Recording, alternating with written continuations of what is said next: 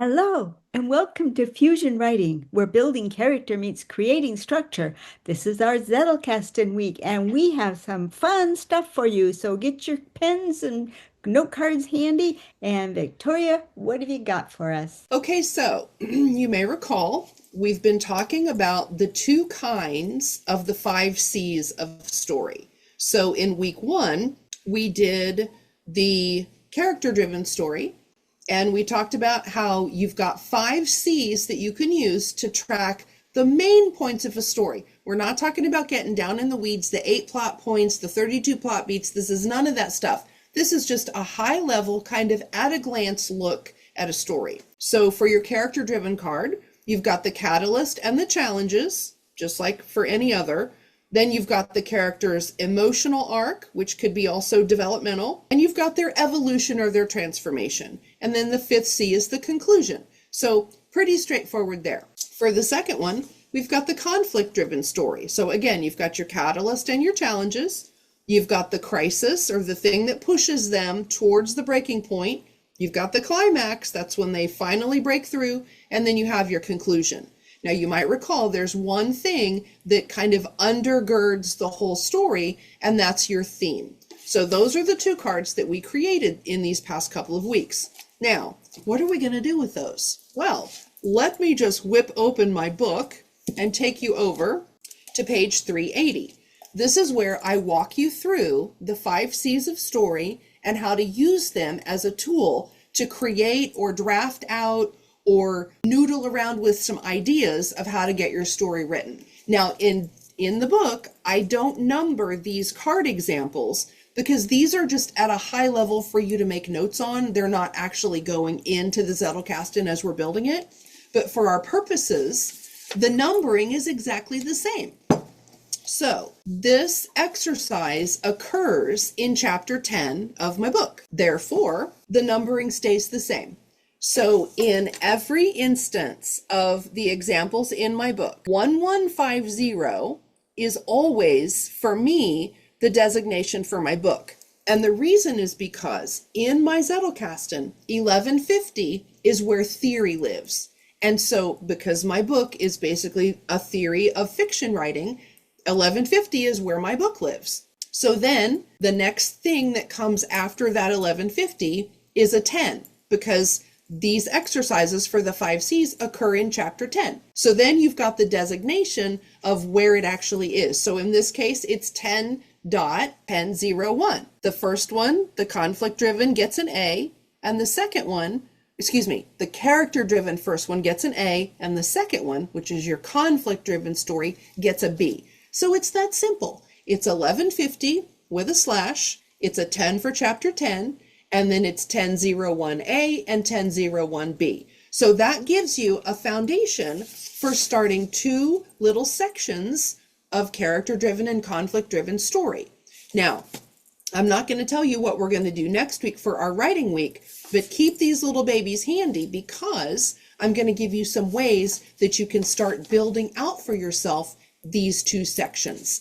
Because the whole theory behind the way my book is put together is showing you, if you start at chapter 1 and follow me the whole way through, you're going to end up with over 150 note cards on theory, on plot, on character, the whole 9 yards. You'll have sections for all of it. So we'll just consider this a little sneak peek at chapter 10 that gets you started on 2 places to record those 2 kinds of the 5 C's of story. So there you have it. Kathleen? Okay, I have a quick question for you. I'm still waiting for my book, like we all are, so impatiently. Can't wait. So you say that these cards are starting out sections. So then are these going to be sections that we build more knowledge into or that we build our story into? That is it's number 1, that's an excellent question. And number 2, that's a decision that you'll have to make when you're thinking about your stories. Overall, my book is written as a book of theory, so it's helping you develop the tools that you need to write your stories.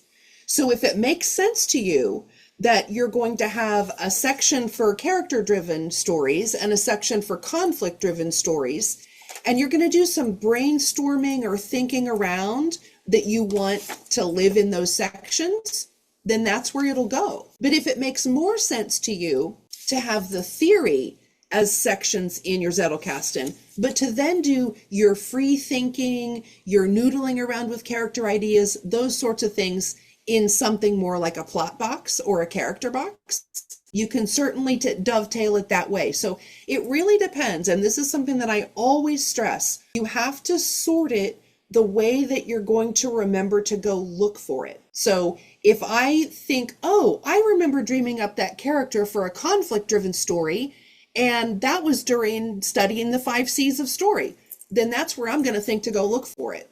But if I separate it out and do my character work in my character box and just reference maybe a link over to the 5 C's as a reminder, then that stuff's going to go in my character box. So it really depends on what makes the most sense to you and how you're going to remember to go looking for those items. Does that help?